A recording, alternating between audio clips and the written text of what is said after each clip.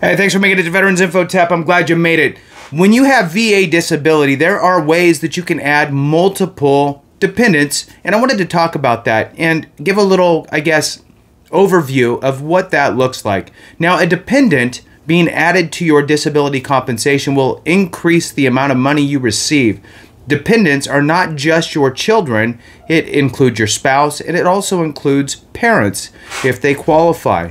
So wanted to run through it here with you, so please hit the thumbs up, subscribe, share with a friend, all that good stuff. I appreciate it. If you want to support the channel even more, please consider being a member. That does help out a lot, and it helps me to find you guys in the comments. All right, so let's jump into it here.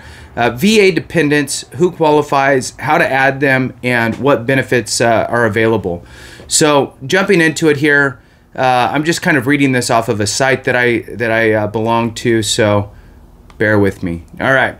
Veterans who were discharged under other than dishonorable conditions and rated at least 30%. So that's the first threshold, right? If you're 0, 10, or 20% rated with the VA, that's not going to qualify you to add any dependents. You have to hit the 30% threshold. Once you do that, then you're good to go.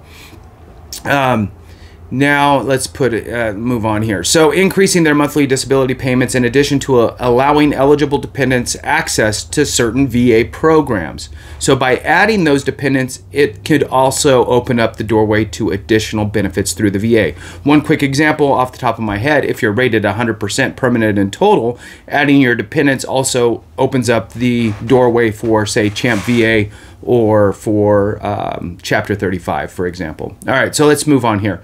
What is a dependent for VA purposes? For VA purposes, a dependent is a family member who relies on the veteran financially and meets certain criteria.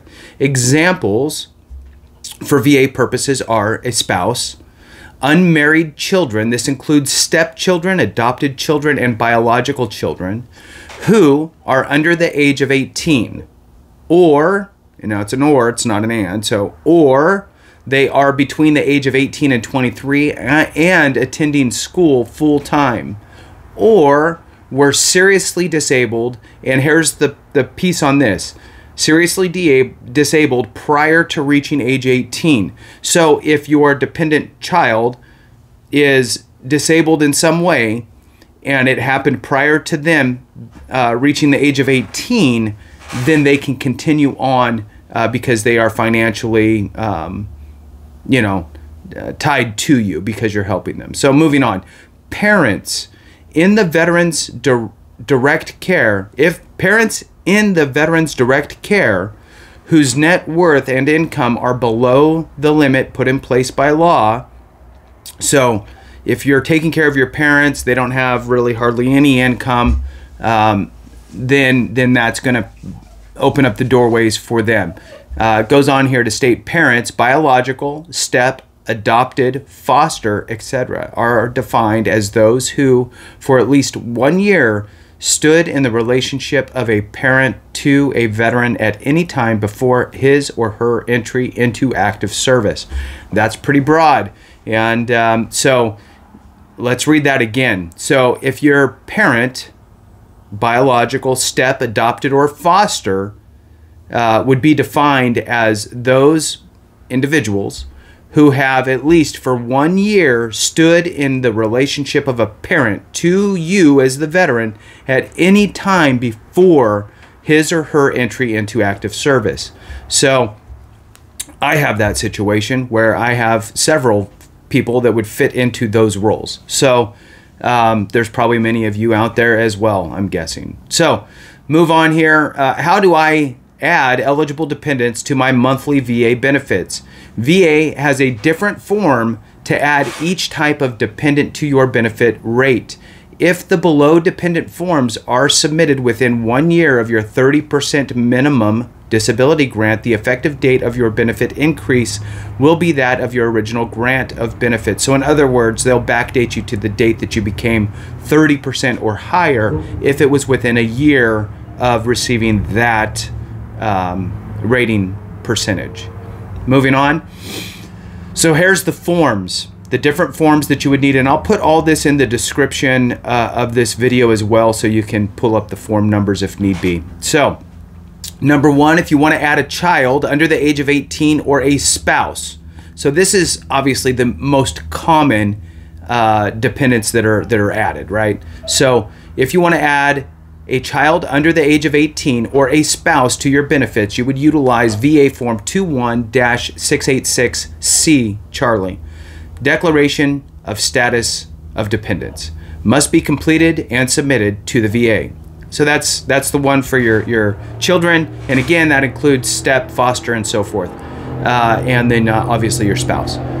Next one, if you would like to add a child attending school full-time between the ages of 18 and 23. So now, here's the example, right? You added your child in when they were, whatever, 10 years old, right? So now they're 10 years old, and 10 through 18, you're getting the additional money from the VA, but then they turn 19, or they turn, let's see, under the age of 18. They turn 18. So they turn 18, and now VA's going to go, well, you don't have them as a dependent anymore. They're 18. You need to submit the new form to, if they're going to school, to make sure that you continue to have them listed as a dependent. Now that form between ages of 18 and 23 is VA Form 21674. 21-674. It's a request for approval of school attendance. That must be filled out and submitted to the VA whenever that is something that would be relevant. Next one, when adding eligible parents to your VA disability benefit rate, VA Form 21P as Papa and -509. So 21P Papa and 509.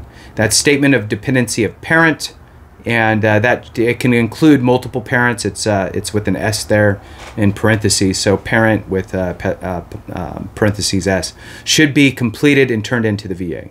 What benefits are available for my dependents? Interesting question. Let's move on. Dependents of disabled veterans may qualify for many programs. VA offers employment services, education, and training, such as the Dependents Educational Assistance Program, which that's the Chapter 35, healthcare such as CHAMP VA and the Camp Lejeune Family Member Program, life insurance, VA memorial benefits to eligible dependents and service-connected veterans. So, wanted to make sure that you were aware of all of that. I would say that the most important pieces there are the clarifications of what forms need to be utilized when you're filing for the different types of dependent status for your loved ones. So again, I'll put all that in the description below. I really appreciate each and every one of you. I hope you have a great day. And remember, if we don't take care of each other, something went wrong.